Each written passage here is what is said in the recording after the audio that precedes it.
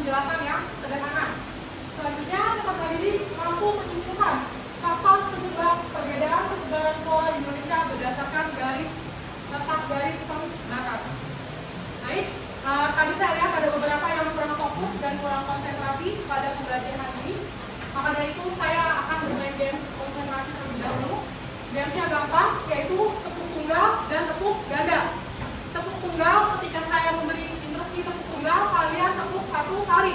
Ketika saya memberikan instruksi tepuk ganda, kalian tepuk 2 kali. Dapat dipahami? Bisa dimulai? Bisa. Game dimulai. Silakan konsentrasi dan fokus. Tunggal, tunggal, tunggal, ganda, ganda, tunggal, ganda. Oke, sekarang temponya lebih naik. Jadi tetap fokus, pasang telinga kalian. Konsentrasi. Tunggal, ganda, tunggal, ganda, ganda, ganda, ganda, tunggal, tunggal.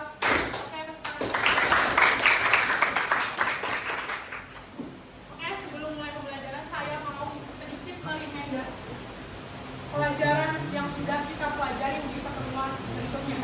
Ada yang masih ingat apa sih yang sudah kita bahas, materi apa yang sudah kita bahas di pertemuan sebelumnya? Ya, silakan Azril. Oke, kemarin Bu kita sudah belajar tentang ahli biogeografi yang bernama Alfred Russel Wallace. Nah, dia membagi wilayah dunia itu menjadi 6. Dalam bagian ini contohnya seperti neotropik atau australis. Dari ini kita tahu bahwa setiap wilayah itu memiliki hewan yang berbeda-beda. Selain itu, flora dan fauna dapat dikategorikan ke dalam bioma dengan kesamaan iklim ataupun vegetasi yang dominan. Cukup? Ada yang ingin menambahkan? Ya, silakan Andir. Yaitu tentang persebaran flora dan fauna di berbagai belahan dunia yang tidak terjadi secara acak, namun dipengaruhi oleh iklim, tanah, topografi, dan ketersediaan air.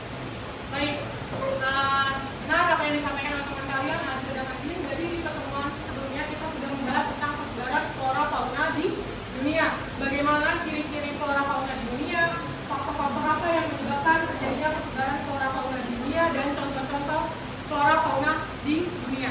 Dan pada pertemuan kali ini kita akan lebih dalam membahas atau lebih mengkerucut. Kalau pertemuan sebelumnya kita membahas dunia, pada pertemuan kali ini kita akan membahas tentang flora Indonesia. Bagaimana ciri-ciri flora Indonesia, faktor apa yang menjadi persebaran flora Indonesia, serta zona-zona apa yang menjadi tempat persebaran flora Indonesia. Sebelum melanjutkan materi, saya punya satu video.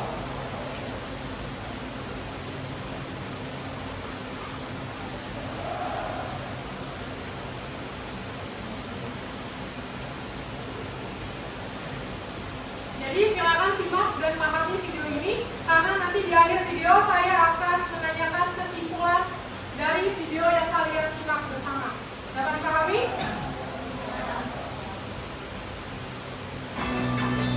Setiap daerah tersebut memiliki ciri dan jenis flora yang berbeda-beda. Seperti apa ya ciri dan bedanya? Tonton video ini sampai habis ya. Jangan lupa untuk like, comment, and subscribe.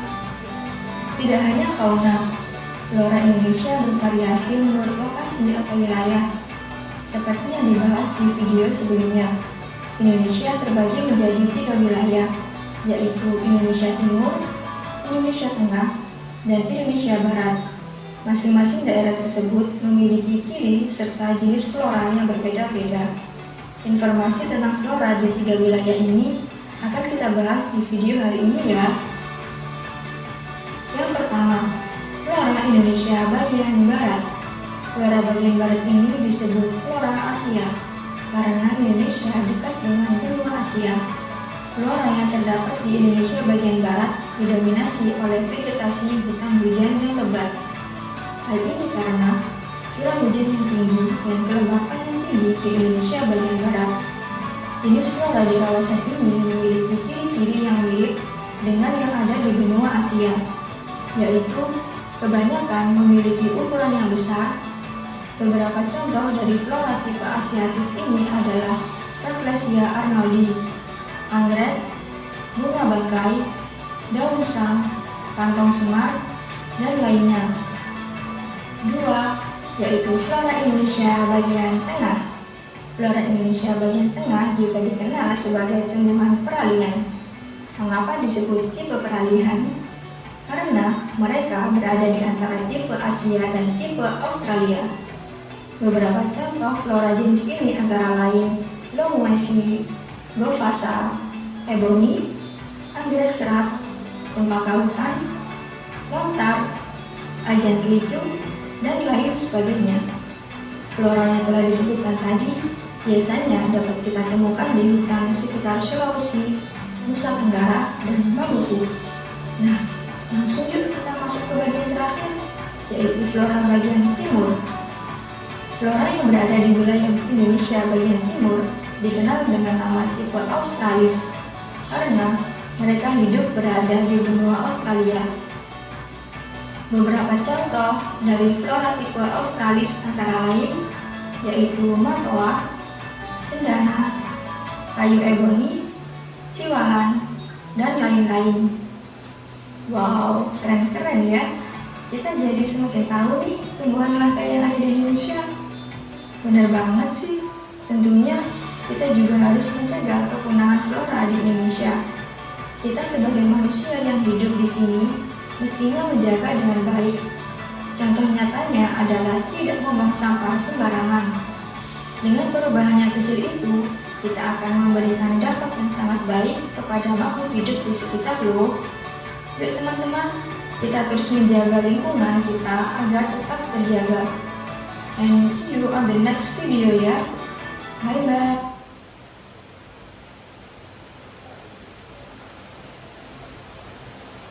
Baik, dari video yang sudah kita simak bersama-sama tadi, apakah ada yang bisa menyimpulkan isi dari video yang sudah kita simak bersama?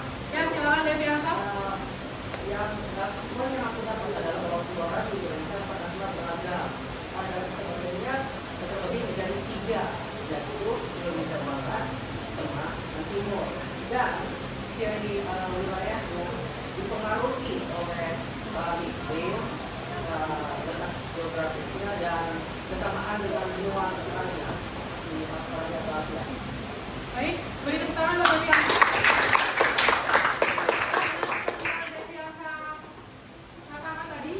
Indonesia merupakan salah satu negara yang punya keanekaragaman hayati sangat melimpah. Entah dari flora dan faunanya sangat banyak dan melimpah. Dan dari video tadi kita jadi tahu bahwa persebaran flora mempunyai 3 perbatasan zona, yaitu zona Asiatis, zona peralihan, dan juga zona Australis. Zona Asiatis itu adalah zona yang terletak di wilayah bagian barat Indonesia, sedangkan zona peralihan adalah zona transmisi. Dan zona Australis adalah zona yang terletak di timur wilayah bagian Indonesia. Sampai sini dapat dipahami? Baik, kita lanjut ke materi berikutnya.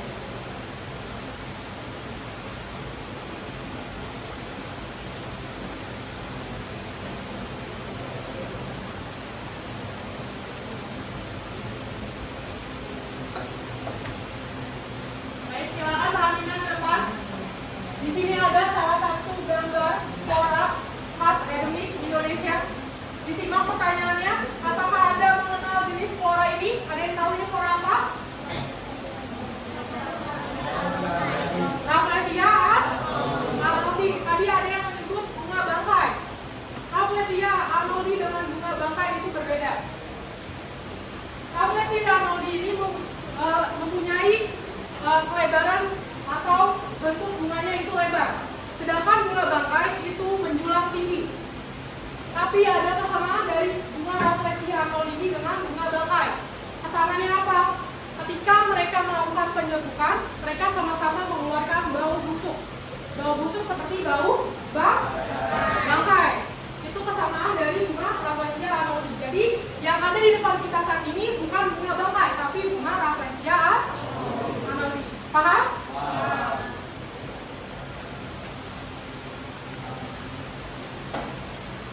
Selanjutnya, kenapa kita tidak pernah menemukan Padma raksasa atau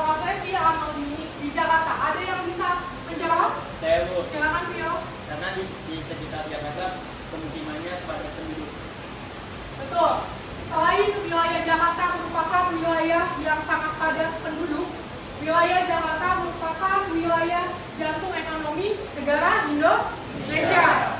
Sangat tidak mungkin rafflesia anodi tumbuh di Jakarta karena untuk menemukan lahan vegetasinya saja sangat sulit di Jakarta karena banyaknya perkantoran, fasilitas umum juga pemukiman yang padat. Selain itu juga ada faktor lingkungan. Faktor vegetasi lingkungannya untuk rafflesia anodi di Jakarta sangat tidak cocok. Dari kelembaban udaranya, dari suhu udaranya serta dari vegetasi lingkungannya. Itu yang menyebabkan kenapa rafflesia anodi sangat susah bahkan jarang ditemukan di Jakarta. Coba kalian perhatikan di depan sini Padma raksasa. Kenapa bunga rafflesia anodi itu disebut Padma raksasa? Karena lihat diameter bunganya.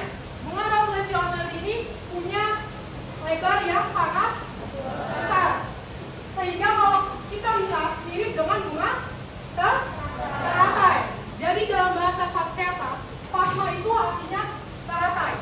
Dan nama pertama kali bunga rafflesia anodi itu adalah bernama Padma raksasa.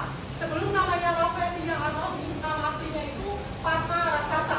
Padma karena bentuknya yang mirip dengan bunga teratai, sedangkan raksasa karena ukurannya yang besar dari bunga-bunga normal lainnya. Sampai sini paham? Bisa dilanjutkan? Bisa.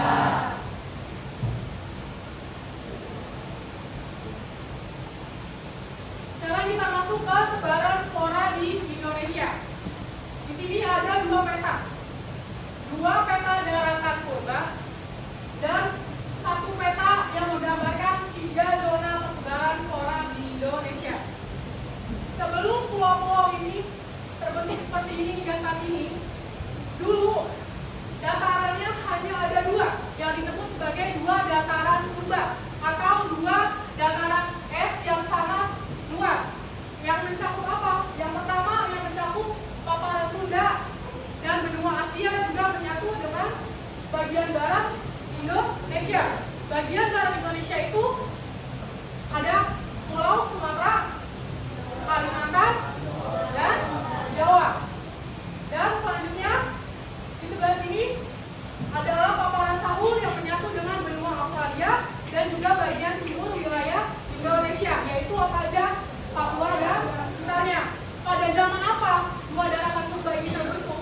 Yaitu pada zaman es atau zaman glasial di abad ke-91. Jadi pada abad 91 ada yang namanya zaman es, di mana ketika zaman itu suhu mulai mendingin, es itu mulai membeku dan permukaan air laut mulai mengalami penurunan yang menyebabkan dataran-dataran di sekitar laut menyatu membentuk sebuah daratan es yang sangat luas.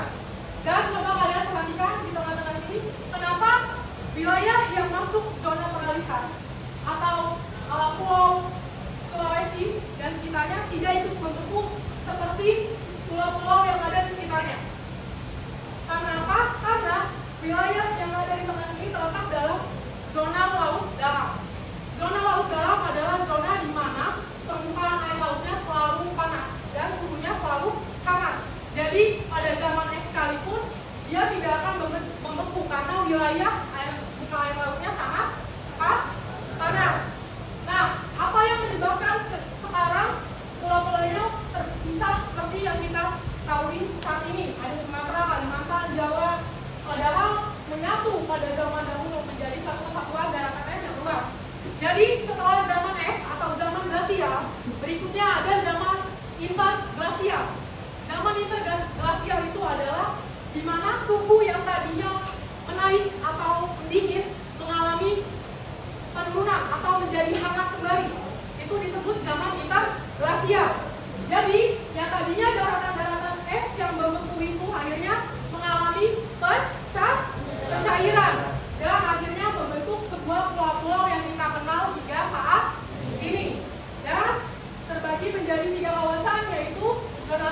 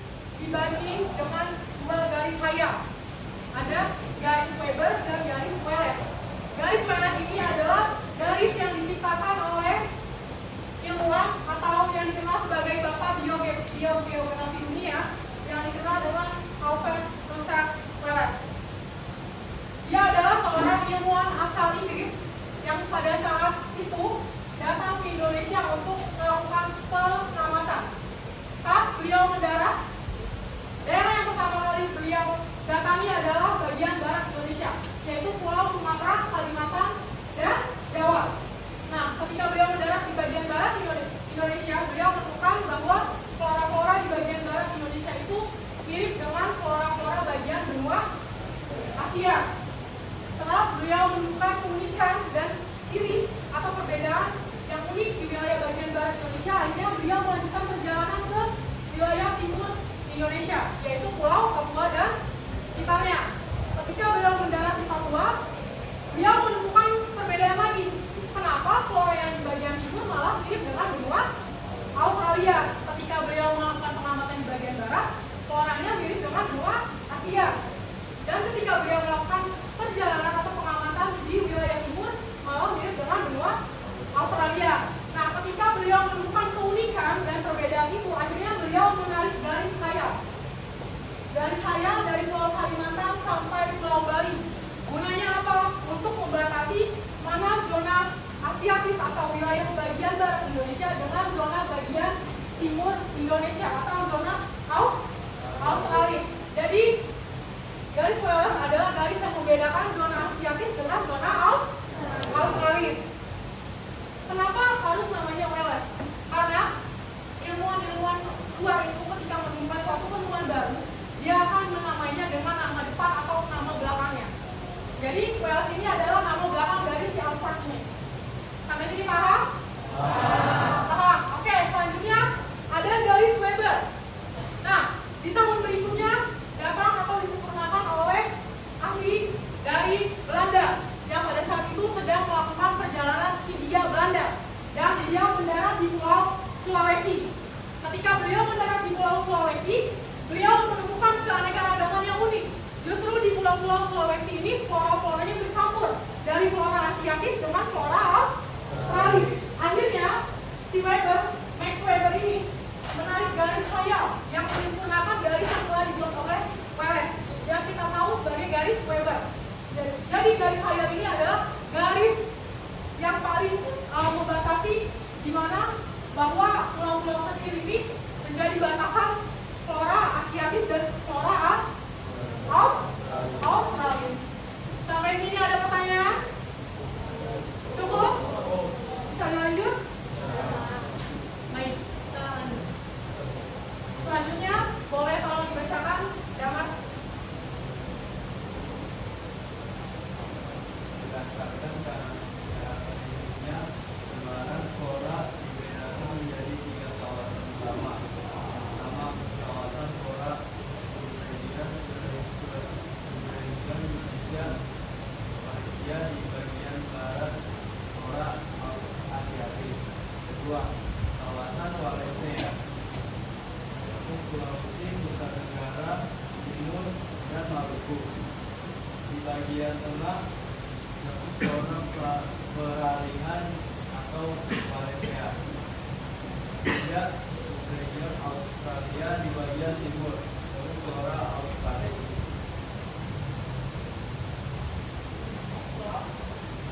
Pulau Sumatera, Kalimantan, Pulau Bali, Pulau Jawa Bali, Pulau Malaysia, dan Pulau Papua.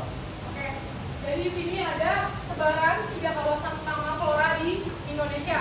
Yang pertama kawasan flora subregion Indonesia, Malaysia, yang mencakup flora bagian barat atau namanya zona Asiatis, mencakup Pulau Sumatera, Kalimantan, Jawa, dan Bali.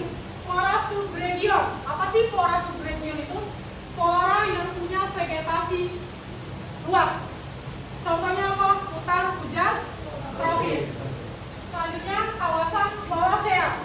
Kawasan Wallacea yang meliputi Sulawesi, Nusa Tenggara Barat, Timur, Maluku yang berada di wilayah tengah atau di zona peralihan. Selanjutnya ada subregion Australia di bagian timur atau yang dikenal dengan bagian zona Australis yang mencakup Pulau Papua. Sama seperti di bagian barat, jadi di bagian timur juga merupakan kawasan flora subregion di mana flora-flora mempunyai vegetasi yang tinggi hidup di kawasan bagian timur juga bagian barat Indonesia. Ada pertanyaan?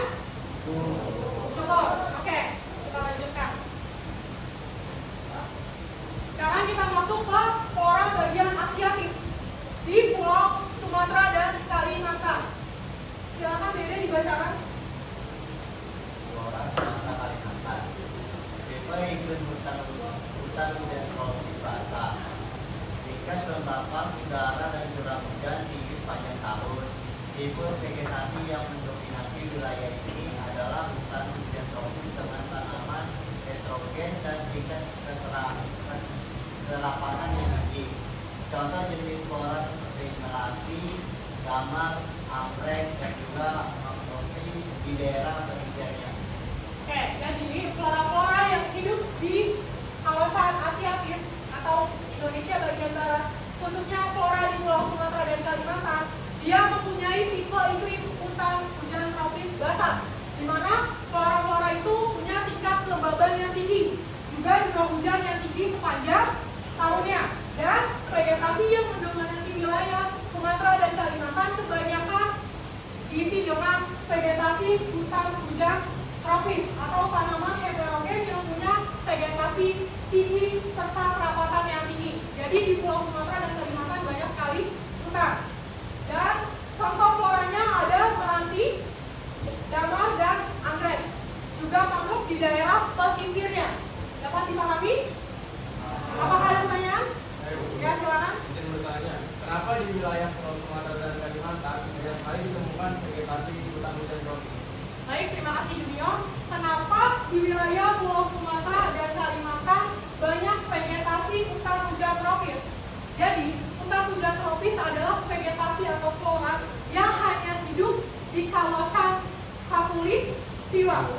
Jadi, Indonesia itu merupakan negara yang dilewati oleh garis ekuator, yaitu garis khatulistiwa. Dan pulau-pulau yang dilewati langsung oleh Indonesia adalah Pulau Sumatera dan Kalimantan. Itu yang menyebabkan salah satunya kenapa vegetasi hutan hujan tropis banyak dan sangat subur tumbuh di Pulau Sumatera dan Kalimantan. Selain dilewati oleh garis khatulistiwa, dia juga mempunyai tingkat kelembaban udara yang tinggi, curah hujan yang tinggi, cocok untuk vegetasi hutan hujan tropis. Terjawab, Junior? Baik. Ada yang ingin bertanya lagi? Cukup. Bisa dilanjut? Sekarang kita masuk ke bagian Pulau Jawa dan Bali.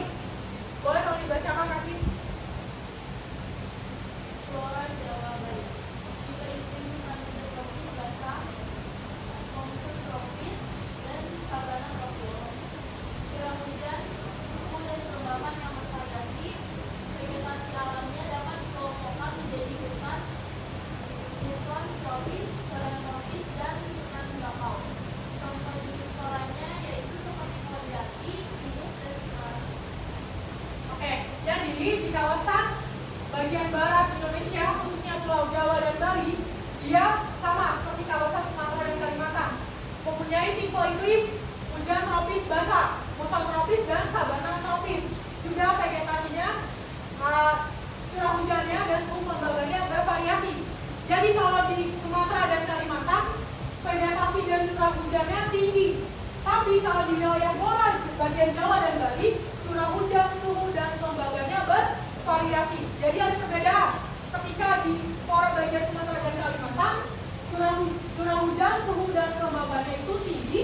Tapi ketika di bagian Pulau Jawa dan Bali, curah hujan, suhu, serta kelembabannya bervariasi. Ingat ya. Selanjutnya, vegetasi alaminya dikelompokkan menjadi hutan hujan muson tropis, sabana tropis, dan hutan bakau. Contoh floranya ada pohon jati, pohon pinus, dan pohon cemara. Paham? Ada pertanyaan? Cukup. Oke, dilanjut ya. Sekarang kita masuk ke wilayah peralihan atau wilayah Wallacea, Indonesia bagian tengah, yang mencakup pulau Sulawesi, Nusa Tenggara Timur, dan Nusa Tenggara Barat. Bisa tolong dibacakan kira-kira?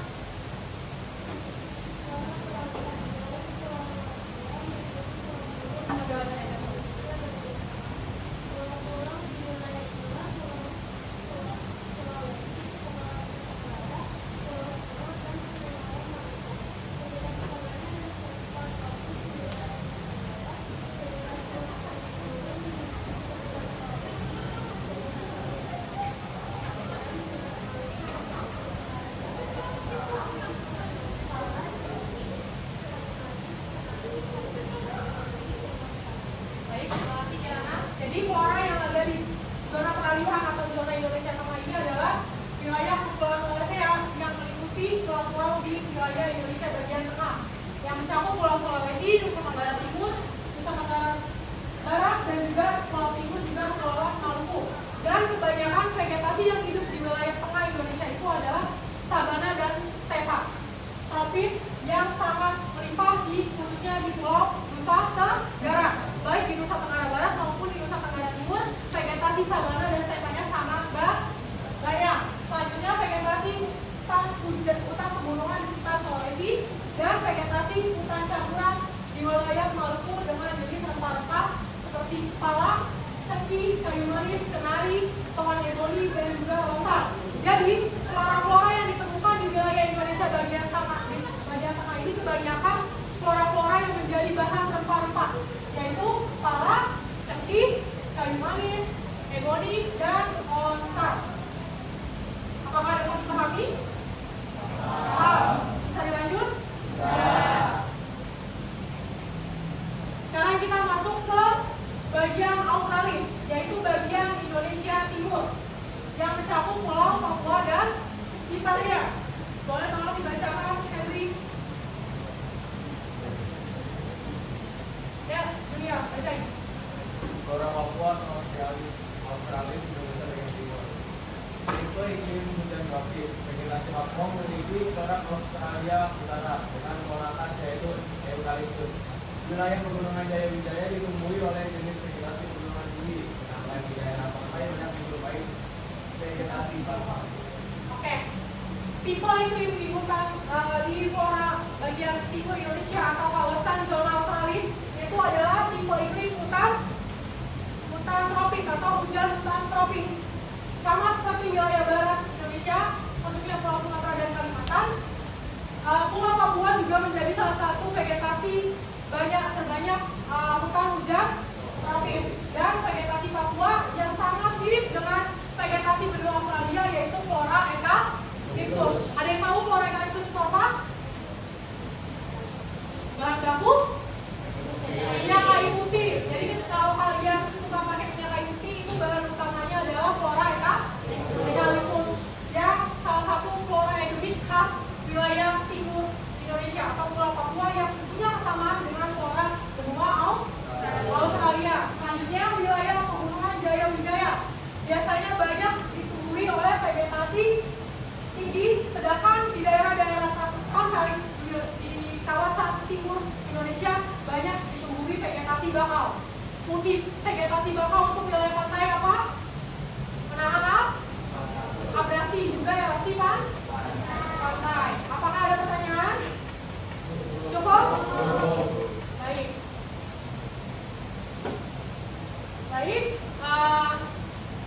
Saat ini saya punya penugasan.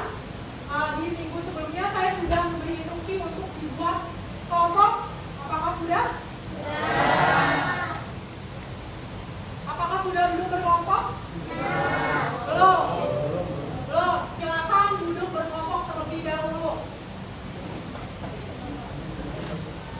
Sesuai dengan kelompoknya masing-masing yang sudah saya bagi pada pertemuan sebelumnya.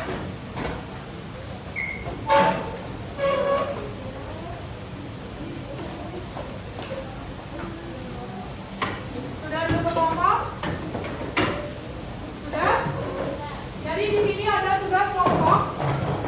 Membuat time. Yang pertama, buatlah kelompok bernama orang. Apakah sudah? Sudah. Pembagian tema tugas. Kemarin saya sudah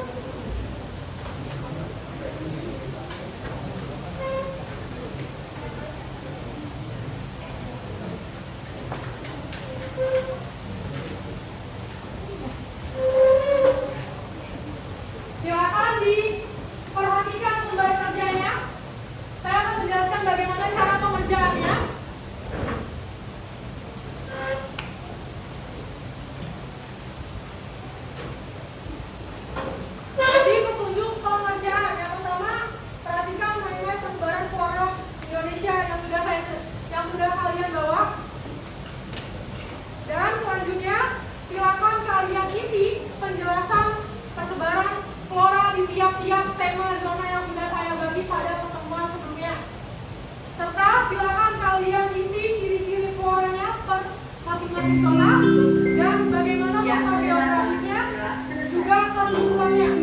Apakah dapat dipahami? Oke, saya kasih alokasi waktu selama 10 menit. Jadi silakan dikerjakan bersama-sama. Bukan individu karena ini tugas kelompok.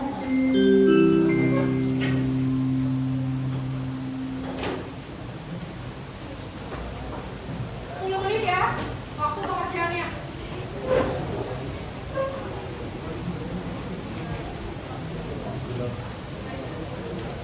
Silakan cari dari buku ataupun internet sumber referensinya.